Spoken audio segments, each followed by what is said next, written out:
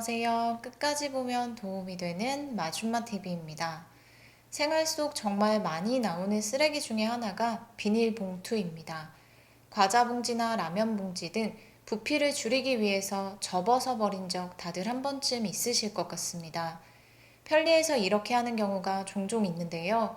그런데 오히려 접어서 버린 비닐이 분리수거가 안 되고 일반 쓰레기로 그대로 버려질 수 있다는 것 알고 계셨나요? 많은 분들이 이 사실을 모른 채로 여전히 이렇게 비닐을 버리고 계시다고 하는데요. 왜 그런 것이고, 그럼 어떻게 버려야 하는지 등 관련 내용이 궁금하신 분들은 오늘 영상을 통해서 꼭 확인해 보세요. 왜 오히려 일반 쓰레기로 버려지는 걸까요? 이렇게 접힌 비닐들이 재활용이 아닌 일반 쓰레기로 버려지는 이유는 내부를 확인하기 힘들기 때문입니다. 재활용장의 컨베이어 벨트 위에서 수동으로 선별할 때 눈으로 쉽게 비닐의 상태와 종류를 확인해야 하는데요. 딱지로 접은 비닐은 육안으로 구분하기 힘들기 때문에 그냥 일반 쓰레기로 버려질 확률이 높다고 합니다. 딱지로 접어서 버리면 일일이 풀어서 비닐 내부가 깨끗한지 식별하기 어렵기 때문에 일반 쓰레기로 분류됩니다. 즉, 재활용이 가능하도록 염분과 기름기가 남지 않게 잘 씻어서 배출된 비닐인지 육안으로 잘 보이도록 배출해야 선별장에서 재활용으로 분류할 수 있습니다. 또 다른 이유도 있는데요. 선별센터 중에서 풍력 선별기 기계를 이용해서 자동 선별을 하는 곳이 있습니다. 이때 비닐이 얇은 무게여야 비닐을 바람에 날리거나 빨아들일 수 있는데 비닐을 딱지 형태로 접어 놓으면 선별되지 않고 그냥 일반 쓰레기로 버려지게 됩니다. 즉, 부피를 줄이려고 일부러 접어 놓은 비닐이 오히려 제대로 재활용되지 않고 그냥 일반 쓰레기로 흘러가게 되는 것입니다.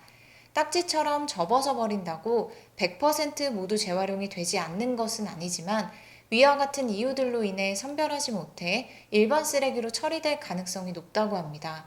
그럼 어떻게 비닐을 버리는 것이 올바른 방법인지 살펴보겠습니다. 비닐은 가급적 내부 내용물을 잘 씻은 후에 물기를 잘 말려서 배출하시면 됩니다. 여기서 비닐봉지류를 꼭 씻어서 버려야 되나? 라는 것을 궁금해 하시는 분들도 계시는데요.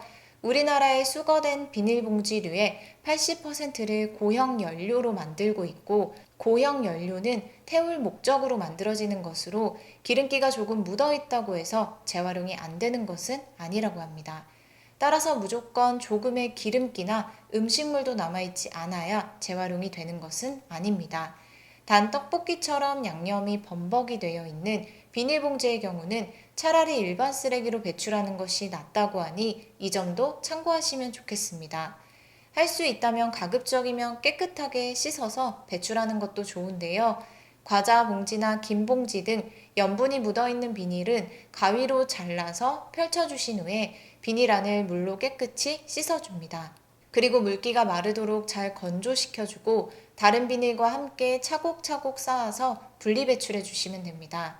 그리고 분리배출하는 비닐의 상태를 선별장에서 육안으로 보기 쉽도록 모은 비닐을 모아서 버릴 때는 흩날리지 않도록 봉투에 담아서 배출하는 것이 좋습니다.